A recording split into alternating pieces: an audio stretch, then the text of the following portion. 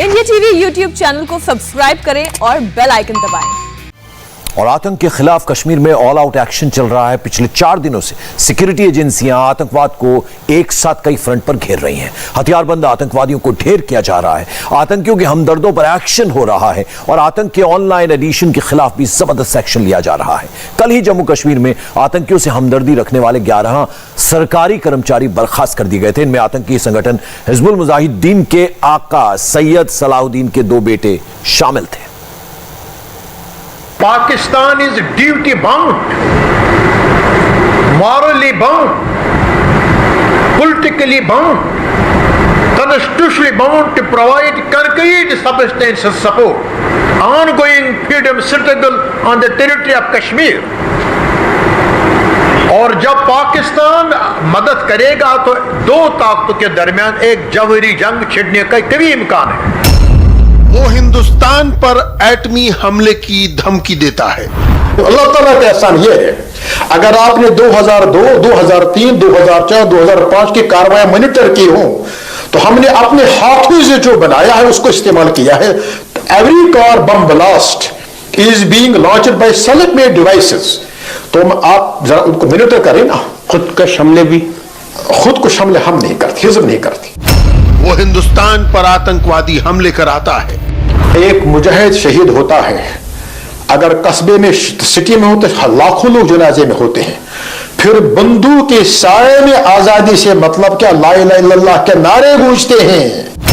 वो कश्मीर में आतंक का नेटवर्क चलाता है।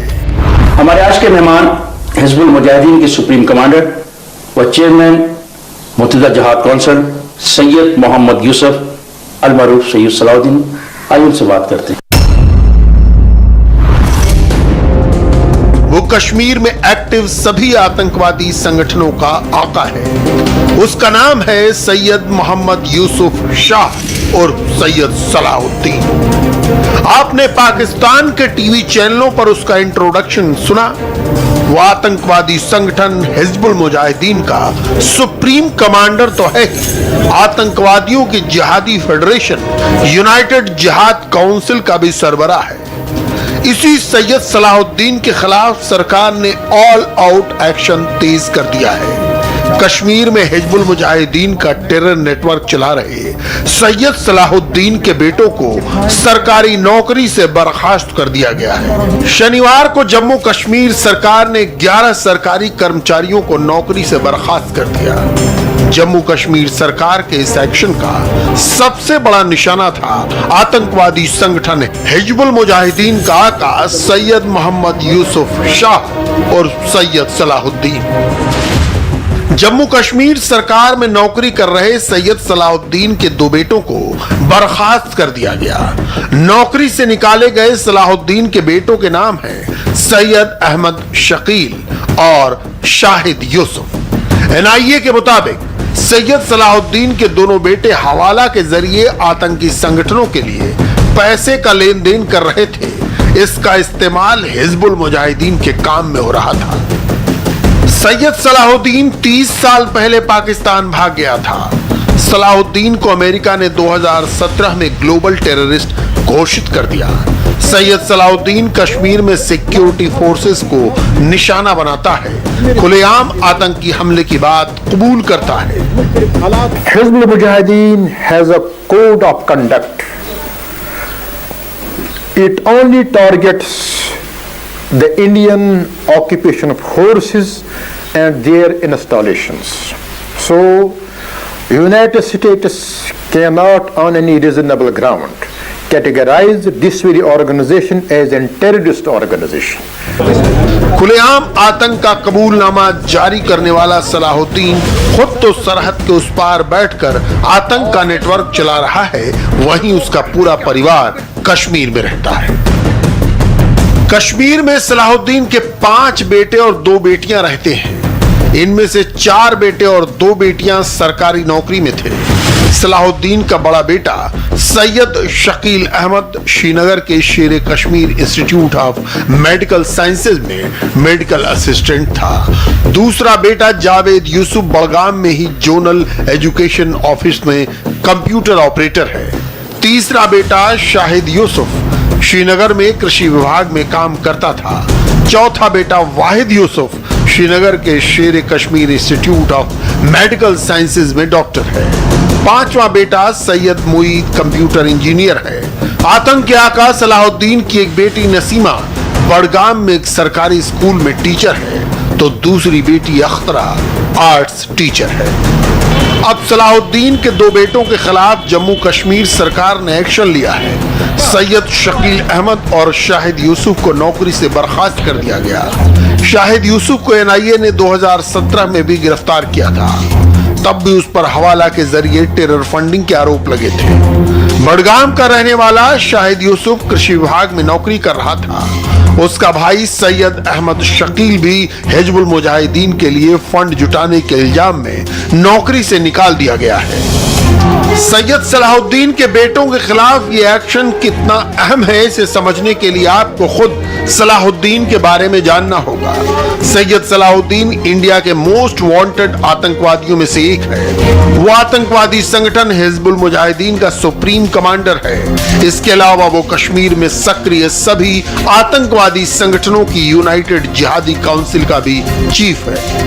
सैयद सलाहुद्दीन का संगठन कश्मीरी युवाओं को भड़काकर अपने साथ जोड़ता है, उनके जरिए आतंकवादी हमलों को अंजाम देता है। यकीन न हो तो पाकिस्तान के टीवी चैनल पर उसका ये कबूलनामा सुनिए। हमने तो कश्मीर के अंदर सारी तरबियत हासिल की। अल्लाह ताला के एहसान, हमारे टपोग्राफी जो है आज भी वहां पर सैकड़ों हमारे मोबाइल कैंपस है, सैकड़ों। क्या बात कह रहे हैं आप? सैकड़ों मोबाइल कैंपस है inside Indian held Jammu Kashmir. हम कुपवारा टू इसको क्या कहते हैं कश्तवाड़, और कश्तवाड़ टू कठुआ। तो आपने खुद ही तरबियत हासिल कर ली? जी, आपने खुद तरबियत हासिल? इंस्ट्रक्टर्स वहां पर मौजूद थे। हम आज भी हजारों जवानों को लोकली रिक्रूट करते हैं, तरबियत देते हैं, टेक्निकल हुनर फराहम करते हैं। इंस्ट्रक्टर कौन है, तरबियत कौन देता है? आप जैसा तो ये इस शलवार कुर्ते में आदमी को क्या पता रॉकेट लॉन्चर कैसे चलाया जाता है, बंदूक कैसे इस्तेमाल की जाती है, रस्से से कैसे कूदा जा सकता है, यही मैं अर्ज करूं, बुश कैसे किया जा सकता है, किसने सिखाया आपको? यही मैं अर्ज करूं। In the interest of the moment मैं माजरत खा हूं, I can not disclose the source who have come there. क्या वो मुसलमान है जिनको हमसे हमदर्दी है? क्या वो मुसलमान है? तो पता ही नहीं के अंदर कितनी तहरीकें चल रही है। क्या वो मुसलमान? इंडिया वाहिद मुल्क है, ये मैं अर्ज करता हूं, इंडिया वाहिद मुल्क है जहां ट्रेनिंग हासिल करना, हथियार करना सबसे आसान है। क्यों? शोदान तहरीकें बैक वक्त चल रही पूरी सब कंटिनेंट। सैयद सलाहुद्दीन ने 1987 में जम्मू कश्मीर विधानसभा का चुनाव लड़ा। चुनावी रैलियों में वो लोगों को भड़काया करता था, कश्मीर में इस्लामिक हुकूमत की बातें करता था। उसने ये बातें खुद पाकिस्तानी टीवी चैनल को दिए इंटरव्यू में कबूल की है। ड्यूरिंग इलेक्शन कैंपेन मेरे खिलाफ वहां जो डिविजनल कमिश्नर थे हमीद बानहाली और आईजीपी पुलिस मिस्टर वटाल, उन्होंने केस भी एक फाइल किया था कि mister Salahuddin is not contesting election, he is running in anti Indian campaign. मेरे तकारीर जब शुरू होते थे मेरे हर जगह जो इलेक्शन कैंपेन का आगाज होता था वो इस कौमी तरान से होता था, अय मर्द मुजाहिद जाग जरा अब वक्त शहादत हाय आया। इख्तिताम भी से होता था, आगाज भी से होता था। 1987 के चुनाव में हारने के बाद जब उसने हिंसा भड़काई तो सलाहुद्दीन को जेल में डाल दिया गया। जेल से छूटने के बाद वो पाकिस्तान के कब्जे वाले कश्मीर चला गया और आतंकी संगठन हिजबुल मुजाहिदीन का दामन थाम लिया। तब से ही सलाहुद्दीन कश्मीर में आतंकवादी घटनाओं को अंजाम देता आया है। सुरक्षा बलों को निशाना बनाना, लोगों को भड़काना, नौजवानों को भड़काकर उन्हें आतंकवादी बनाना, पिछले 3 दशकों से सैयद सलाहुद्दीन यही करता आया है। बुरहान वानी, सब्जार बट, रियाज नायकू जैसे आतंकवादी उसी ने पाले पोसे। सैयद सलाहुद्दीन ने हिजबुल के उन सभी नेताओं का खात्मा करा दिया जो भारत से बातचीत और भारत में ही रहने की वकालत करते थे। वो खुलकर जम्मू कश्मीर को पाकिस्तान में मिलाने की बातें करता है। वहां एक तो ग्राउंड रियलिटी ये है कि वहां पर मुख्तलिफ नजरियात पाए जाते हैं। कुछ लोग इलाहा के कायल हैं, कुछ लोग खुद मुख्तार कश्मीर के कायल, इसमें शक नहीं है। 2 थॉट वहां पर मौजूद हैं, मेजॉरिटी इलाहा के साथ है और एक तादाद उसके साथ है। अलबत्ता मैं अर्ज करना चाहूंगा कि दोनों के दरमियान दोनों एक नुक्ते पर मुत्तफिक हैं। इंडिया की उस जागराना ऑक्यूपेशन से आजादी, ये हासिल करने के बाद अब दोनों इस पर भी कन्वर्ज है, मुत्तफिक है कि जम्मू कश्मीर की आवाम को हक दिया गया अपने मुकद्दर के फैसला करने का, जो वो फैसला करते हैं।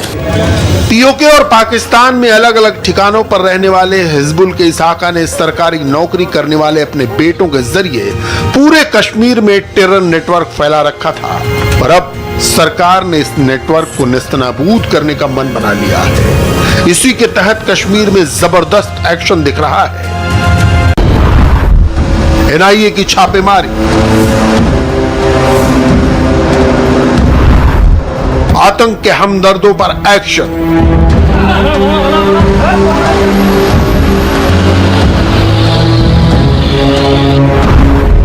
आतंकियों का खात्मा,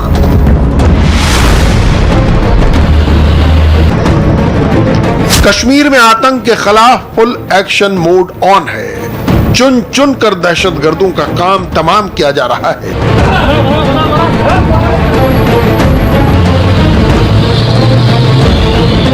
उनके हमदर्दों का नेटवर्क जड़ से उखाड़ा जा रहा है और सीमा पार बैठे आतंक के आकाओं के गुर्गों पर वार किया जा रहा है। जम्मू कश्मीर में राजनीतिक प्रक्रिया को शुरू करने से पहले वहां दहशतगर्दी का, अलगाववाद का, देश के गद्दारों का खात्मा करना जरूरी है, और इसीलिए कश्मीर में जांच एजेंसियां और सिक्योरिटी एजेंसियां हाइपर एक्टिव हैं। आपको बताते हैं इस वक्त कौन सी एजेंसियां कश्मीर के भीतर टेरर नेटवर्क को टारगेट कर रही हैं। National investigation agency, intelligence bureau, research and analysis wing, Indian army, paramilitary forces, Jammu Kashmir police. आतंकवादियों को घेर कर उनका काम तमाम करने की जिम्मेदारी अगर आर्मी, पैरामिलिट्री फोर्सेस और जम्मू कश्मीर पुलिस की है, तो जांच करने का जिम्मा नेशनल इन्वेस्टिगेशन एजेंसी एनआईए का है।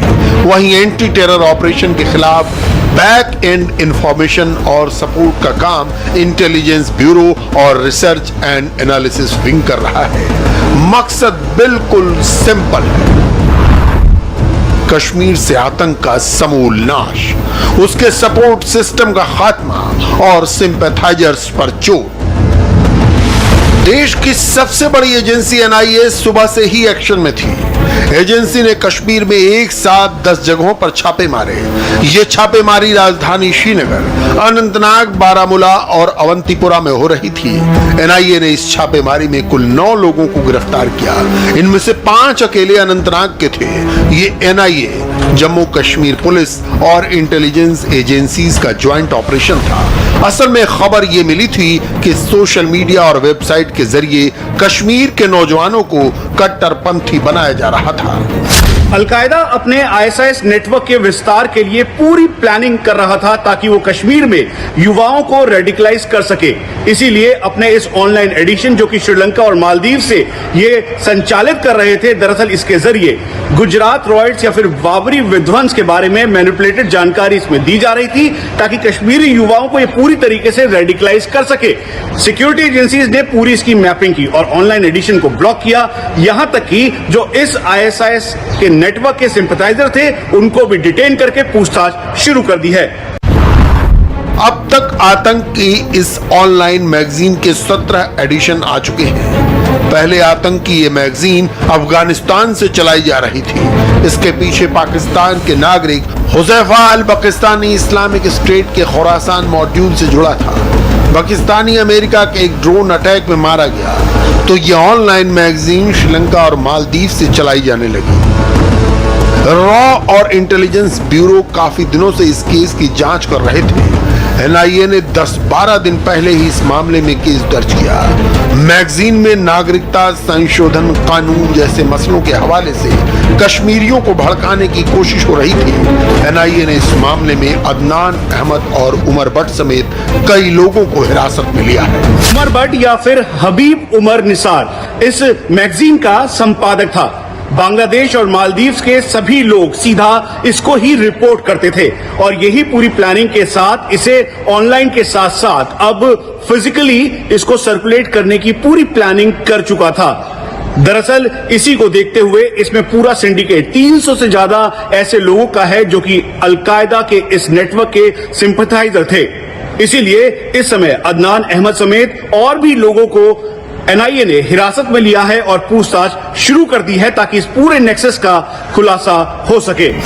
युवाओं को आतंकवादी बनाने के इस नेटवर्क का पर्दाफाश करने के साथ साथ सिक्योरिटी एजेंसीज आतंकियों के खिलाफ भी कार्रवाई कर रही हैं। शनिवार को अनंतनाग में ही सुरक्षा बलों के एक्शन में 3 आतंकवादी मारे गए। इन्हें राष्ट्रीय राइफल्स, जम्मू कश्मीर पुलिस और सीआरपीएफ के ज्वाइंट ऑपरेशन में उस वक्त ढेर कर दिया गया जब वो सुरक्षा घेरा तोड़कर भागने लगे। आतंकियों को भागता देख सुरक्षा बलों ने गोली चला दी। इस ऑपरेशन में लश्कर तैयबा का आरिफ अहमद हज्जाम, हिजबुल मुजाहिदीन के बासित गनी और साहिल अहमद भट्ट को ढेर कर दिया गया। पिछले 3 दिनों के दौरान कश्मीर में यह सुरक्षा बलों का 5वां अभियान था। इनमें कुल 8 आतंकवादी मारे गए और भारी मात्रा में हथियार और गोला बारूद बरामद हुआ।